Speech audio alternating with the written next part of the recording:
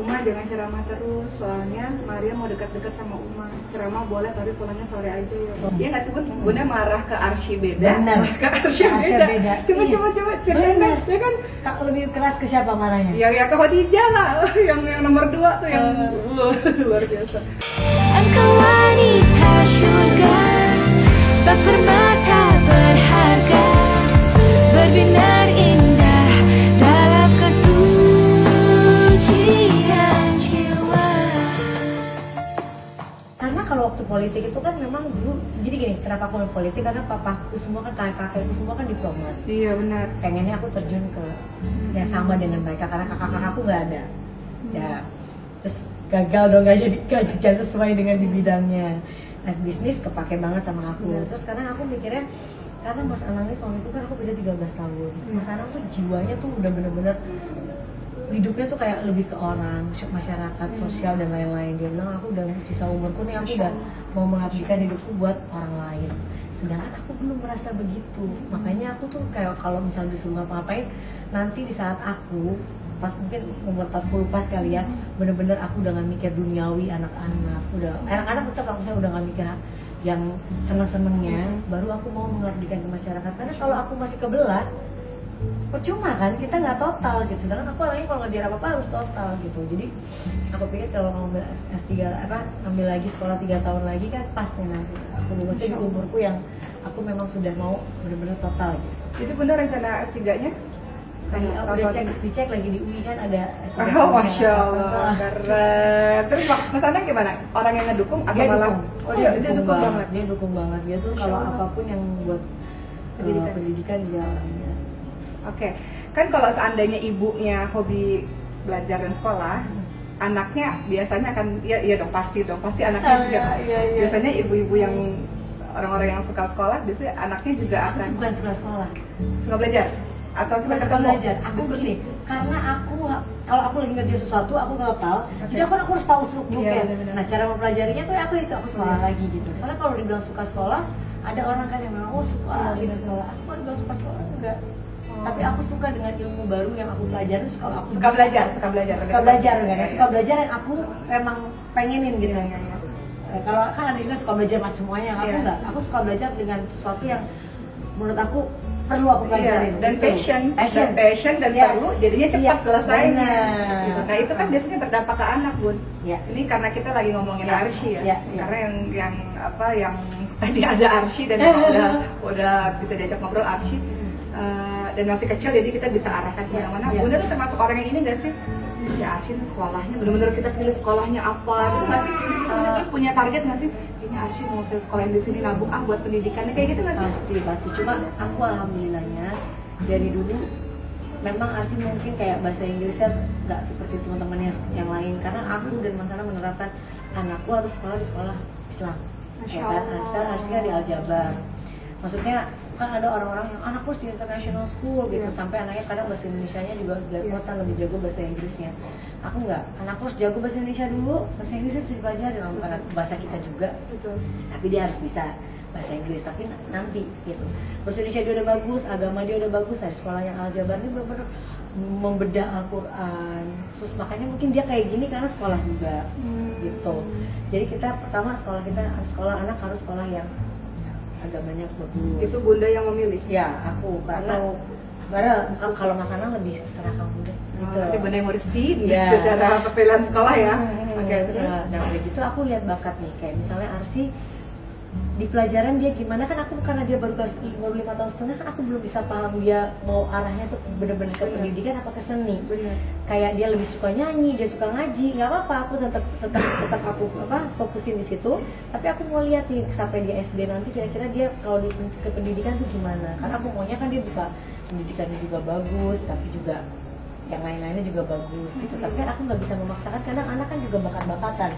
Ada yang kayak Aurel, jujur sama Azriel beda banget. Yang Jiel ini kuliah banget, yang kakak nih jangan deh, nggak aku bener aku sekolah nyanyi, pokoknya seni, yang seni, yang masak, yang begitu jagonya udah sama mati. Sama kayak Arsya, aku belum bisa membaca sekarang anak-anak ini arahnya kemana. Tapi aku bukan tipe yang misalnya kan ada sekarang anak kecil udah les apa. Aku nggak mau Arsy menderita gara-gara kemauan aku gitu. nanti dia akan les di umur yang dia pantas untuk les. Dan dia minta, dia memang minta. Jadi kemarin sempat aku lesin apa dia nggak mau, ya aku stop. Kan kasihan kan, anak kan menderita nih maunya orang tua semua gitu loh. Kan kita memang namanya orang tua pengen anaknya yang terbaik gitu. Tapi kadang salah kaprah, anaknya nggak bakat, dikarbit, akhirnya nggak jadi apa-apa. Jadi pendidikan kita udah menyiapkan pokoknya harus sekolah yang tinggi. Kadang-kadang kita pokoknya mau arsi sekolah di sini-sini, tapi kalau aku nggak pengen anak-anak sekolah yang jauh-jauh. Oh gitu. Jadi bukan kebanyakan orang tua kan pengen sekolah di luar negeri mana gitu. Oh, Bunda kalau aku nanti kayak JL S1 ini di Jakarta aja dah. Nanti S2. Oh iya, S2. Aku tuh udah 21, 22 bisa S2 ya. Udah pakem gitu loh, udah kuat. Benar. SMA gitu. Aduh. Ya kalau benar anaknya bener gitu ya. Kalau enggak kan kalau kita kirim ke negeri antah berantah yang nggak ada siapa-siapa gitu ya Bunda. Karena Bunda punya pengalaman kecilnya juga udah kemana-mana juga ya, jadi aku pikir ya, dan aku tahu banyak teman-teman atau saudara yang sekolah di luar atau apa kan aku paham kan gitu. Ya nggak semua buruk ya, ada juga yang baik bener yang benar gitu. Tapi pikirannya kadang, jadi ada yang pintar banget deh, tapi pikirannya jadi bule banget gitu. Iya betul. Benar. Gitu. Jadi nggak semua fondasi nggak semuanya nggak bagus gitu. Ada juga yang bagus semua ada, tapi beberapa aku lihat aduh kalau belum kuat tuh sayang. Jadi itu sebabnya kenapa Bunda lebih mementingkan ya dari kecil fondasi agamanya dengan sekolah agama itu ya, dan keluarga, bonding keluarga tuh penting banget kok. Anak dikirim kemana-mana udah kalau udah pas kumpul udah sendiri. Kalau bondingnya bagus, sekolahnya mau di mana aja sama. Iya sih benar. Berarti Bunda bukan orang yang menargetkan Arsy nanti mesti S1, S2, S3 enggak ya? Berarti ngeliat bakat. Aku harus melihat bakatnya, kemauannya gitu kan, nggak semua, karena aku tahu kan kalau rasanya kita dipaksa tuh gimana sih? Yang kita nggak suka terus kita dipaksa gitu kan, nggak enak gitu. Jadi apa yang passionnya dia, nah itu yang akan aku. Seberapa penting sih pendidikan menurut aku Bunda? Karena kan banyak orang yang bilang, maksudnya pendidikan di sekolah Bunda ya? Maksudnya kan ada orang yang bilang ya pendidikannya bisa didapat di mana aja gitu kan, bisa kemana-mana aja kita bisa dapat. Tapi kan ini karena Bunda juga background keluarganya juga akademis pendidikan, Bunda juga pendidikan. Jadi menurut Bunda seberapa penting sih pendidikan itu berpengaruh pada kehidupan seseorang? Penting sebenarnya, benar kalau dibilang pendidikan kita bisa dapat dari mana aja tuh benar. Tapi sekolah itu membuat kita apa? Tertib waktu, ya kan?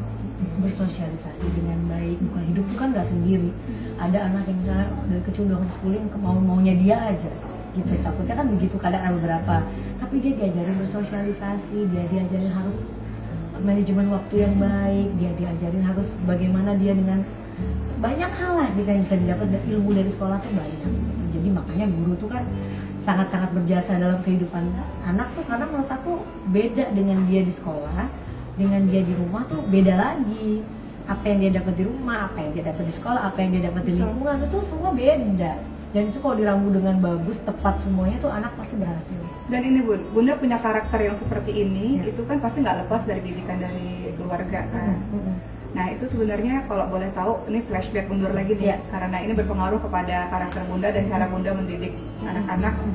Dan nggak semua orang berhasil juga bersama dengan anak sambung gitu ya. Nah itu kan pasti ada di background keluarganya Bunda tuh pasti ada sebuah sistem, ada sebuah kebiasaan pendidikan yang diberikan oleh keluarga yang akhirnya Bunda copy, Bunda aplikasikan. Nah kalau boleh flashback, itu pendidikan keluarga dari mama, papa kemarin waktu ibunya Bunda meninggal kan udah buat kehilangan ya, setiap orang kehilangan sih. Tapi apa sih pendidikan yang mereka berikan kepada Bunda sampai Bunda tuh punya karakter yang begini? Karena kan Bunda ada haters gak sih? Nggak ada ya? Ada lah. Masa sih? Kayaknya saya positif gitu. Masa sih? Aku bisa melalui dulu mungkin 10 tahun sama Mas Anang itu 5 tahun isinya dibully. Jadi ini adalah buah dari aku dibully. Alhamdulillah sekarang jadi hatersnya sedikit. Aku tuh selalu berpikirnya ke situ. Mungkin yang ini gara-gara kita dulu awal-awal kan dulu pertama nikah dibilang merebut, kedua dikatain apa, ketiga dibilang macem-macem lah gitu. Kayak hidup kita tuh selama 3-4 tahun tuh orang banyak yang tapi kan waktu tuh membuktikan. Nah apa yang kita kemarin ini hasilnya kayaknya. Ya kan sekarang ya semua orang tahu akhirnya kan banyak yang berubah jadinya. Pujiannya kan banyak, angel lah apa segala macam gitu kan Bun. Nah itu ya itu yang aku pengen tanya. Bunda dari. Yang aku pengen tanya sama Bunda, emang bentukan keluarga dulu gimana sih sampai mempengaruhi Bunda punya karakter yang Iya, sebenarnya kalau ditanya kenapa orang terlalu menjudge, ya tadi dibilang bidadari itu, mungkin karena aku punya kedekatan dengan anak-anak sambung yang luar biasa ini, dimana mungkin tidak semua orang bisa mempunyai kedekatan seperti ini. Jadi image-nya tuh terbentuk dengan begitu baiknya gitu. Padahal aku kan manusia, aku juga marah, aku bawel banget cerewet di rumah. Aku tuh bukan orang yang sempurna gitu. Jadi kalau ditanya pendidikan di alhamdulillah pendidikan keluarga aku, papa aku tuh keras tapi diam gitu. Orangnya diam. Jadi gak usah papa nunggu marah, kalau dia udah sekali ngomong aja tuh semua 5 diam.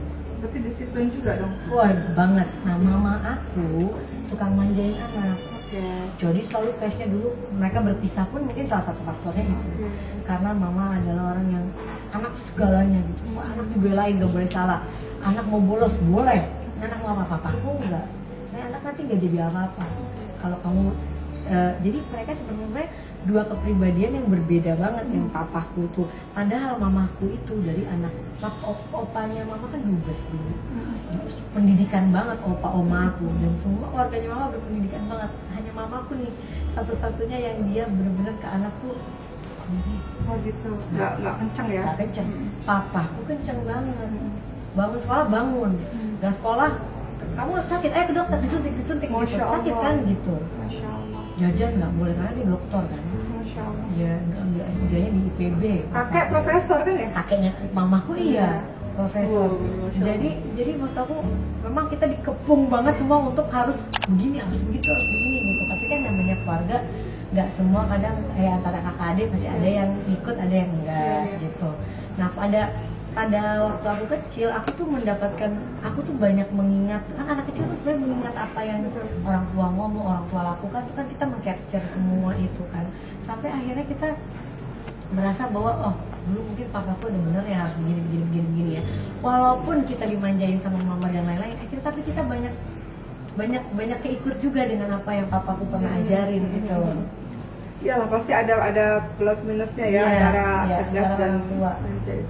Tapi itu kan selain itu kan urusan tegas kemudian dimanja, tapi kan itu dampaknya jadi kenapa Bunda sekarang mementingkan bonding keluarga tuh penting banget, karena dulu Bunda begitu. Enggak, karena aku nggak selalu dapat itu. Oh gitu. Jadi aku papa mamaku tuh pisah waktu aku 1 SD. Atau 2 SD gitu. Aku ingat banget baru pulang ke Indonesia. Itu kecil banget ya. Kakakku semua kan di luar sekolahnya dari lahir sampai gede. Aku doang yang cuma kecil, TK doang, SD kelas 2 aku pulang ke Indonesia. Nggak berapa lama orang tua aku berpisah. Nah dari berpisah itu kan masih kecil banget, aku kehilangan satu figur karena kan aku anak mama banget. Papa aku menikah lagi, jadi aku kehilangan figur papa. Terus aku ngeliat teman-teman aku ngeliat kok itu kan 1 SD tuh udah paham ya. Iya, dan aku tuh kepengen banget, selalu impian aku dari kecil kalau aku nanti menikah, aku harus punya rumah tangga yang utuh. Aku harus punya rumah tangga yang, makanya aku cari suami juga yang aku yakin rumah tanggaku insya Allah bisa aman. Kalau dulu nggak mikir gitu pasti udah, wah itu kan pasti ada orang yang mau nikahin ini. Enggak deh, aku nyari kenapa pilihan rumah tangga karena insya Allah tepat nih buat aku gitu. Jadi aku nggak mau, makanya karena trauma semua itu aku berpikir aku nggak mau anakku harus merasakan yang aku rasain gitu. Jadi aku selalu Aurel dia udah gede gini loh, aku keluar kota kemana masih mimpi. Semua anak juga nggak menginginkan orang tuanya untuk berpisah gitu ya. Pasti ada trauma-trauma tersendiri. Tapi itu yang menjadikan Bunda ini juga nggak sih, ini kita beralih ke pertanyaan berikutnya, itu yang buat Bunda mewanti-wanti Aurel atau Adrian nanti kalau menikah? Betul. Jaga ya pernikahan ya. Itu kan zaman sekarang pun berapa tahun cerai. Alasannya cuma nggak cocok lagi. Nggak cocok atau mungkin ya biasanya mau uji pernikahan gitu ya punya 5 tahun. Cuma menurut aku nggak cocok lagi tuh kan nggak sebuah alasan yang pantas untuk korbanin anak-anak. Ya dong. Kamu nggak cocok antara orang tua, terus kamu harus korbanin anak-anak kamu lagi. Itu orang aku kan suka marah banget karena mungkin ya itu aku punya trauma kecil yang jangan cari alasan nggak cocok. Bagi aku tuh gitu nggak pas gitu untuk mengorbankan apa yang udah kita bangun dari awal, punya anak, terus kita cuma bilang kita nggak ada cocok. Jadi aku selalu bilang kalau aku akan berpisah dari suami itu cuma 2 alasan. Kalau aku disiksa fisik, atau aku disiksa hati dengan dia punya orang lain. Itu aku pasti berpisah karena aku nggak mau anak-anakku juga nggak bahagia, karena aku orangnya nggak bisa tuh menerima itu, untuk baik lagi. Aku tuh nggak tipe itu, nggak tipe memaafkan dengan yang namanya perselingkuhan. Itu aku nggak bisa dan nggak bakalan bisa. Yang ada kasihan anak-anakku kalau harus melihat ibunya menderita sama bapaknya kan gitu. Jadi aku kenapa aku selalu bilang pasangan itu dua dijaga aja. Yang satu sih nggak mungkin yang dia nyiksa ya gitu. Tapi yang namanya laki kan kita nggak pernah tahu yang masalah perempuan lain tuh, kita kan nggak pernah bisa yakin oh suamiku tuh nggak bisa gitu kan. Jadi aku selalu peringatin. Masya Allah. Jadi dua hal itu yang nggak boleh dilanggar, yaitu tadi kalau udah mulai ke KDRT ya, kekerasan ya, nyiksa atau ya orang lain. Nah aku selalu bilang ke Aurel Jiel, Kak, makanya Azriel juga milih yang laki, anakku yang laki, perempuan Azriel mutusin cewek kenapa? Gara-gara dia pakai anak ini. Masya Allah. Azriel loh itu. Wow. Dia nggak suka aku ke Bali. Berarti Azriel kalau misalnya kan dulu kan Aurel sempat itu yang juga dulu pas kakaknya pakai baju-baju, aku pernah di Bali kan, lagi di Bali aku pakai baju begini gitu, dia cuma telepon, ngapain foto-foto udah jadi ibu pakai baju begini banget. Ingat Kak, bunda tuh ibu loh, anak banyak gitu, jadi aku dimarah-marahin. Aku sampai aku bercandain, aku tuh pakai serbet, dia makin marah, jangan nyanyi aku gitu ya, gak lucu bun katanya. Jadi dia punya pacar pernah, dia suka film siapa? Bajunya bagus, kamu ganti deh, kamu gak suka. Masya Allah, Masya Allah. Sampai dia Asy jangan ikutin ya kayak Loli dulu ya pakai bajunya gitu. Jadi Kang Loli sekarang semenjak Azriel suka gitu, udah mulai dia malu. Terus sekarang kan oke ya. Udah sekarang dia nggak mau, dan malah dia sempat pengen berhijab, terus aku bilang tunggu kamu benar-benar yakin. Karena kan kadang-kadang dia masih mau buka. Bun, balik lagi Bun, tadi kan kalau misalnya dalam sebuah hubungan akan bercerai kalau dua hal saja ya, yaitu KDRT dan juga selingkuh. Berarti kalau misalnya nih ada salah satu, misalnya keuangan kan salah satu faktor perceraian tertinggi, apalagi di pandemi ini salah satunya keuangan Bun. Keuangan itu gimana Bun? Kita pernah melewati itu yang lebih parah daripada itu. Jadi waktu kita baru-baru kawin, kan uangnya kita bisa-bisa buat beli rumah kan, bener-bener habis-habisan. Itu kita, dan banyak yang nggak tahu nih tentang ini, itu kita berjuang dari nolnya tuh bener-bener nol, bayangin. Kan dilihat orang artis baru punya rumah, wah gitu. Kita nggak punya uang. Waktu itu untuk anak baru 2, belum ada Asya, itu bener-bener 1 tahun ada aku masakan bener-bener sampai akhirnya aku mulai bisnis tuh, itu juga ada tabungan dari warisan orang tua yang udah kita coba. Itu benar-benar perjuangan. Jadi kita kalau itu udah lewat, gitu. Jadi kita kayak itu udah lewat gitu. Ibarat cobaan-cobaan lain, insya Allah mudah-mudahan ya kita harus dikuatkan terus. Makanya aku selalu bilang sama dia, ya jangan dua itu, begitu pun juga sama aku. Kan aku bukan berarti dia doang, aku kan juga mungkin bisa rawan juga. Kita kan nggak pernah tahu. Makanya aku kan nggak bergaul. Kenapa? Aku takut menyadari diri sendiri. Aku kan juga perempuan, manusia biasa ya, apalagi aku masih berteman. Jadi kadang-kadang aku ketemu teman tuh cuma beneran nggak bergaul Bun. Aku lihat di Wikipedia aku nggak punya aris, tulisannya sosialita loh Bun. Beneran, coba cek deh, beneran. Coba cek di Wikipedia. Ashanti itu penyanyi, bawahnya tuh tulisannya sosialita. Sosialita itu orang yang suka salah satunya bersosialisasi. Bunda bilang nggak bersosialisasi. Sosialisasinya main bikin YouTube doang. Aku nggak punya arisan. Aku ketemu teman bener-bener mungkin 3-6 bulan sekali. Kalau teman-teman lamaku, teman-teman sekolahku yang lama, mereka datang ke rumah. Ada namanya grup bebek gitu. Teman-temanku lama ya, tadi salah satu anaknya sih itu. Mereka nginep, mereka main karena tahu aku pasti nggak akan pergi gitu. Tapi aku ada punya teman-teman artis gitu, adalah ketemu 3 bulan sekali, 6 bulan sekali, itu pun makan. Makan, ngobrol, udah. Itu pun yang itu aja. Atau aku bikin collab konten YouTube, tapi aku nggak yang misalnya nongkrong, arisan aja aku nggak punya. Berarti ini ya, Bunda tuh orangnya efisien waktu. Itu maksudnya tuh nggak sih? Iya. Ini buang waktu banget sih gitu nggak sih Bunda? Maksudnya ngobrol-ngobrol nggak jelas panjang-panjang terus ngusipin orang. Nah, karena bagi aku ngobrol ketemu temen tuh harus menceritakan, ayo cerita temen gitu. Tapi kalau udah ngobrolnya yang di luar aku nggak terlalu suka gitu, aku mendingan aku nggak. Jadi bisa dibilang Bunda ini sebenarnya nggak punya teman, bukan nggak punya teman sih, maksudnya nggak suka melakukan sesuatu yang nggak ada gunanya lah ya, kongkong nggak jelas. Dulunya enggak, dulu awalnya suka. Awal aku nikah 2-3 tahun suka gitu. Terus tiba-tiba mungkin emang karena bukan sifatnya ya, aku maksain itu lama-lama gak nyambung akunya. Makanya aku menarik diri daripada aku. Tapi aku tetap bersilaturahmi, kalau misalnya ada apa ketemu. Tapi untuk kayak cuma kongko-kongko yang biasa atau arisan apa, aku udah enggak. Bun, ini back to tadi kita agak ke belakang lagi nih. Tadi kita ngomongin soal perceraian. Ini kan banyak banget nih, banyak banget para teman-teman di luar sana yang pada akhirnya menikah kemudian bercerai, apalagi di pernikahan usia muda ya Bun. Boleh nggak Bunda kasih apa ya sedikit kata-kata lah untuk menguatkan agar pernikahan itu tetap terus berjalan? Walaupun Bunda sampai sekarang juga masih survive juga. Tapi kalau untuk ngomong kata-kata mungkin aku belum pantas banyak ngomong tentang ini karena kan aku juga baru 10 tahun bersama. Itu suka dukanya juga kayak roller coaster ya? Udah roller coaster banget. Banyak yang lebih hebat daripada aku. Tapi paling enggak yang aku mau mungkin ngasih pesan ke orang, jangan pernah menyerah di pernikahan hanya karena misalnya keuangan atau ketidakcocokan gitu kan. Kita dulu nikah pertama, kita kan manusia nggak ada yang cocok. Kita pas pacaran, pas indah-indahnya semua dicocok-cocokin. Begitu udah berjalan bilangnya nggak cocok kan nggak pas ya gitu. Apalagi kita udah punya anak gitu. Jadi memperjuangkan itu jauh lebih indah kok. Kenapa? Kita berjuang kenapa selama cinta itu masih ada. Nah yang susahnya karena cintanya nggak ada. Kenapa? Karena udah dirusak. Misalnya berantemnya kata-katanya udah yang parah. Kan karena kalau berantem kata-kata parah kan tumpuk lama-lama belum waktu hilang perasaan gitu. Jadi kita selalu kayak aku pasangan kalau berantem gitu kadang selalu ingat diam tenang dulu diam ya, kamu diam ya gitu. Supaya apa? Aku nggak mau denger nih kata-kata yang nyakitin hati.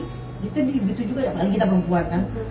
Gitu kan ya, udah kayaknya kalau ngomong udah, dan kita ahli sejarah. Sejarah yang dulu masih ingat lagi. Makanya aku jadi kalau dia cuma pesan kamu jangan ngungkit hal-hal yang merasa menginjak-injak harga diri suami. Begitupun dia ke aku, jangan nyakitin yang, mending diam dulu. Makanya aku sama dia kalau berantem sekarang mendingan kalau udah tahu mau gede nih diam, kamu kesana aku sini gitu.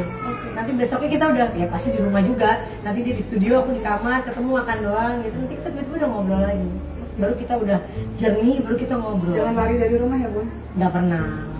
Banyak juga orang yang berantem. Aku mau lari kemana, udah nggak punya ibu bapak. Bener ya? Iya bener, kalau yang lain kan biasanya lari ke ibu ke bapak gitu. Aku mau lari kemana? Terus Bun ini, sama satu lagi, menurut Bunda ini lebih baik mana? Saya mempertahankan pernikahan apapun yang terjadi karena demi anak-anak saya. Karena anak-anak saya nggak berhak merasakan broken home, nggak berhak merasakan kesedihan. Cukup saya aja yang sedih, nggak apa-apa gitu. Yang penting anak-anak saya hidupnya bahagia, tahunya keluarga harmonis di depan matanya dia. Atau ada juga satu pasangan yang mengatakan begini, tapi saya juga berhak bahagia dong. Anak-anak nggak masalah kok, saya bisa handle. Tuh yang mana Bun? Kalau berhak bahagia kan waktu dia gadis dia udah bahagia terus, dari dia kecil sampai dia menikah dia udah pasti merasakan bahagia. Kalau kita udah umur mikirinnya diri sendiri, jangan punya anak. Ya dong. Saat kita punya anak ya konsekuensinya ya kita banyak mengorbankan diri buat anak. Seorang ibu yang nggak mau mengorbankan dirinya buat anak, nggak tahu dia waktu ngelahirinnya gimana. Ya dong.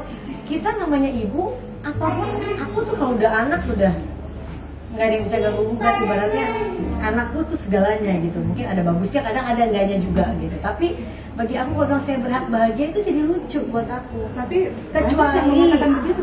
kecuali suaminya tukang main cewek. Itu aku setuju bisa nggak usah ngorbanin anak, nggak apa-apa karena lakinya nggak mikirin kita kok. Ya udah kita bawa anak-anak kita didik sendiri anak kita, itu benar.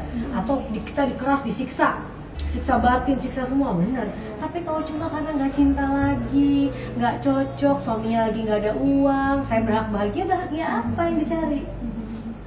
Benar nggak? Maksudnya aku gitu. Masya Allah. Jadi ini pelajaran hidup banyak luar biasa dari Bunda ya untuk teman-teman semua, bahwa ternyata untuk menjadi seorang ibu nggak cuma mikirin diri sendiri. Saat kita banyak pengorbanan banyak ya Bun. Saat kita menunjukkan udah bukan kalinya ya, kalau saat kita memutuskan kita hamil punya anak, hidupnya ibu yang udah punya anak, hidupnya adalah untuk anak. Hidupnya adalah iya. Kalau ibu udah berani itu hidupnya untuk bahagiain diri sendiri, ngapain buat punya anak? Masya Allah. Iya kan bener.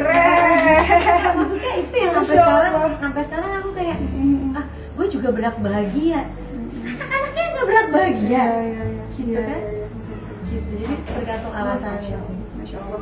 Nah hari ini kita udah belajar banyak banget ya dari Bunda ya, mulai dari anak-anak. Aku yang belajar banyak. Apaan? Aku kan cuma nanya doang. Ini pelajaran hidup luar biasa. Terus Bunda udah menjelaskan kepada kita mengenai itu tadi ya, parenting anak-anak, dan menceritakan background keluarganya, bagaimana pentingnya pendidikan, tapi juga nggak memaksakan anak juga untuk harus S1 S3, dan juga masalah tentang hubungan pernikahan. Mudah-mudahan vlog sederhana ini sambil nanti kita boleh nggak lihat nanti anak-anak main Bunda? Boleh. Ya Bunda udah hilang, udah kayak kapal pecah itu. Oh iya, siapa? Ada Aurel. Ini kita udah mau ending, ada Aurel. Itu dong, sampai dong ke teman-teman, katanya Aurel mau nikah, benar nggak? Insya Allah ya, jadi minta doa aja deh ke teman-teman gimana? Iya oke, minta doanya aja, minta doanya juga dari kakak, semoga depannya lancar terus. Gimana pun kehilangan aku sih anakku masih kecil, tapi aku udah ngebayang kalau anakku nikah, gimana? Berat. Apa harus tinggal di sini juga? Gimana pun? Oh tadi deketan. Tetanggaannya Bun. Dikitilin nanti ya. Nggak, aku bilang sama dia selalu, ya kalau dibilang orang tua tuh siap atau enggak anak nikah pasti nggak pernah siap. Ya, iyalah, pasti betul. Apalagi cewek ya. Benar. Apalagi kita kayak udah kembar dempet itu apa-apa bareng. Tapi kalau memang Allah memberikan jodohnya ya, gitu. Kita kan nggak pernah tahu Aurel nih jodoh kan pasti kayak sekarang Aurel deket gitu. Ya kalau emang jodohnya dimudahkan terus kita orang tua bilang enggak kan nggak bisa. Gitu. Ya kita harus apa? Harus mensupport. Aku mudahan tapi penasaran Bun, karena ini kan ntar lagi insya Allah kalau takdirkan mau nikah. Nasihat Bunda untuk anak yang akan insya Allah menuju ke pernikahan. Apa sih Bun nasihat pernikahan? Aku penting ini anak-anak. Aku udah bilang sama kakak harus pilih lelaki yang tepat, agamanya juga bagus, dan yang harus tepat dan bertanggung jawab. Kenapa? Selesai kamu menikah, kamu udah bukan tanggung jawab kita. Kamu mau menderita, kamu mau apa, kita nggak bisa ikut campur ya. Masya Allah. Nggak mungkin kamu mau ngadu Siap, kita, ya? mau ngadu doang kita bisa ngasih apa? Nggak mungkin Kak cerai, ya kan nggak mungkin. Ya udah tahan gitu ya itu udah jalan yang kamu ambil kan begitu. Jadi kita selalu bilang, tolong benar-benar hati-hati dalam memilih pasangan, cari yang agamanya bagus, cari yang bertanggung jawab, dan yang mencintai kamu benar-benar apa adanya. Jadi dan kamu yakin dengan orang itu, insya Allah kalau memang begitu ya ada apapun nanti kan nggak mungkin. Kalau sekarang orang ada apa-apa mesti bisa ngadu orang tua. Kalau udah nikah nanti kan surganya suaminya. Banyak kok kalau dari Bunda sih belajarnya banyak ya dari kan kalau Bunda sama itu makanya aku pengen kamu udah karena ngeliatin Bunda. Pengennya deket Ida kan, maksudnya pengennya aku tuh kayak aku sama dia. Oh gitu, deket. Udah gitu pengennya dia apa ya, pengen kayak aku sama Mas Anang lah gitu kan. Kita rumah tangganya alhamdulillah sampai hari ini tuh ya banyakan bercandanya gitu, banyakan. Iya, Mas Anang tuh kelihatannya galak gitu, tapi lucu ya kalau kita lihat di YouTube. Orangnya kalau di rumah sih bodor banget. Semoga Aurel lancar. Kapan rencananya? Belum tahu ya, belum dipublish ya? Belum. Semoga lancar insya Allah ya. Amin. Kalau dulu tuh kalau biasanya kalau kita suka dinasihatin orang kalau pernikahan tuh Bun, biasanya semua orang kalau ditanya nasihatin saya dong, saya mau nikah nih, sabar. Sabar. Kunci yang paling utama, sabar, harus sabar. Karena kalau nggak sabar bubar teman-teman. Nah itu dia pembicaraan dengan Aurel dan juga dengan Bunda Ashanti. Mudah-mudahan teman-teman dapat manfaatnya insya Allah, dan semoga keluarga ini sakinah mawaddah warahmah dan terus menjadi inspirasi kebaikan untuk teman-teman semua. Terima kasih. Assalamualaikum.